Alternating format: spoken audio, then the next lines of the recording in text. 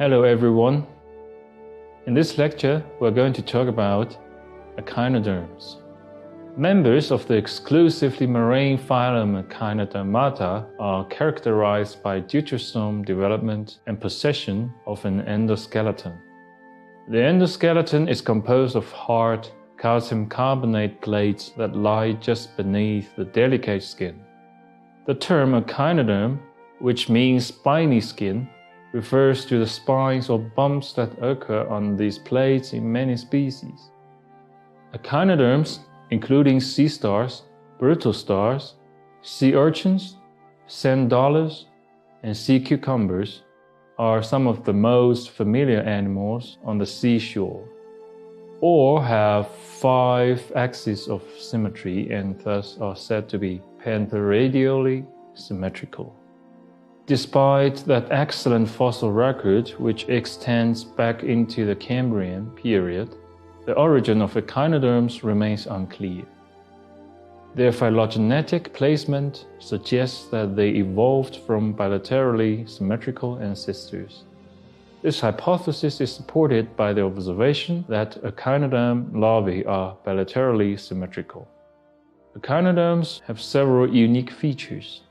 Their skeleton, which is internal, consists of a variable number of small plates, each of which is a single calcite crystal. They possess a hydraulic system of tubes, the water vascular system, through which water is circulated in the body. Their 5-rayed symmetry is typically radial, as seen, for instance, in the starfish. But they may also show bilateral symmetry. Internal organs include a gut with mouth and anus, but there's no head, heart, or special excretory system. The nervous system is a network of nerve cords following the plan of the symmetry of the body, and sense organs are poorly developed. The various organs are enclosed in the body cavity or xylem, and an extension from this forms the water vascular system. This consists of internal tubes through which fluid, mainly seawater, is circulated in the body. The system is closed except for a porous plate, the medulloporoid, which leads via an axial tube to a central ring vessel around the esophagus. From this arise 5 radially disposed branches, the radial water vessels, which in turn give offside branches to supply soft tentacles, the tube feet.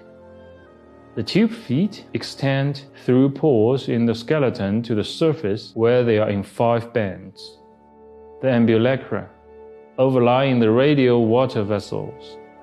They are actuated by variation of hydraulic pressure and are used, for instance, in locomotion and respiration. The body of echinoderms undergoes a fundamental shift during development, from bilaterally symmetrical larvae to pantheradially symmetrical adults. Dorsal, ventral, anterior, and posterior have no meaning without a head or tail for orientation. Thus, orientation of the body of an adult echinoderm is described in reference to the mouth, which defines the oral surface, which, in general, faces the substratum. All systems of an adult echinoderm are organized with branches radiating from a center. For example, the nervous system consists of a central nerve ring from which branches arise. Although the animals are capable of complex behavior patterns, there is no centralization of function. The water vascular system, to which I earlier alluded, is radially organized. From the ring canal, which encircles the animal's esophagus, a radial canal extends into each branch of the body. Water enters the water vascular system through a medulloporoid, a sieve-like plate that in most echinoderms is on the animal's surface and flows to the ring canal through a stone canal, so called because it is reinforced by calcium carbonate. Each radial canal, in turn, extends through short side branches into the hollow tube feet. In some echinoderms, each tube foot has a sucker at its end. In others, suckers are absent. At the base of each tube foot, in most types of echinoderms, is a muscular sac, the ampulla. When the ampulla contracts, the fluid, prevented from entering the radial canal by a one-way valve, is forced into the tube foot, thus extending it. Contraction of longitudinal muscles on one side of the tube foot wall causes the tube foot to bend. Relaxation of the muscles in the ampulla and contraction of all the longitudinal muscles in the tube foot forces the fluid back into the ampulla. Some echinoderms can reproduce asexually by splitting. However, the sexes are usually separate, and the fertilization of the eggs takes place in the sea. The larvae, of which each class of echinoderms has a characteristic type, swim freely among the plankton for a while, becoming widely dispersed in the process. Most mature echinoderms are benthic, though a small number are pelagic and range from shallow to abyssal depths in conditions of normal salinity. Many echinoderms can regenerate lost parts. Some echinoderms can autotomize and then regrow an arm. Living echinoderms are a small sample of diversity which marked their early history, and which is indicated by the recognition of over 20 classes. Those shown on the slide are the classes which have a significant fossil record. The test of a typical echinoid, such as Echinus, is hemispherical in shape. Most of it consists of many interlocking plates, arranged in 10 sets of paired columns, which radiate from the apex to the aboral surface to the mouth in the center of the oral surface. 5 sets of columns carry tube feet and are known as ambulacra. They alternate with columns in which there are no tube feet and which are known as interambulacra. The 10 columns together make up the corona. Situated at the apex of the test in the apical system, consisting of about 10 small plates, which are connected with specialized functions, and one of which is the medullary porite. The central part of the apical system consists of a membrane, the periprocte, which surrounds the anus. In the center of the oral surface of the test is a similar membrane, the peristome, which surrounds the mouth. Most of the surface of the test is covered by spines and tiny pincer-like organs, which are attached to tubercles of various sizes.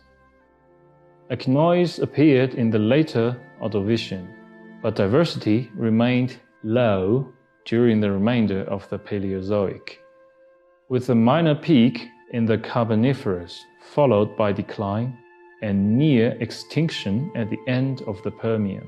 A major adaptive radiation in the Triassic led to greater diversity. Today, there's still a flourishing group. In living crinoids, the soft body is contained in the theca. This consists of 2 parts, the calyx, which is covered on the oral surface by a plated membrane, the tegmen. The arms articulate freely with the calyx. In many genera, they branch, and each branch may bear 2 rows of small branchlets, pinnules. Together, they form an open funnel around the mouth. Each bears a deep ciliated food groove on its oral side, lined with tube feet which trap plankton in mucus. The food is wrapped by ciliary action down the food groups to the mouth. Crinoids did not appear in numbers until the Ordovician. They were in their prime during the Silurian, Devonian, and Carboniferous, declined for a time in the Permian and then recovered in the Mesozoic, though not regaining their earlier importance. Sea stars are perhaps the most familiar echinoderms, important predators in many marine ecosystems. They range in size from a centimeter to a meter across. They are abundant in the intertidal zone, but also occur at the greatest depth of the ocean, 10,000 meters. Around 1,500 species of sea stars are known. A sea star consists of tapering arms that gradually merge into a central disk. Most sea stars have 5 arms, but others have many more, typically in multiples of 5. The digestive space and gonads extending to the arms. The body is somewhat flattened, flexible, and covered with a pigmented epidermis.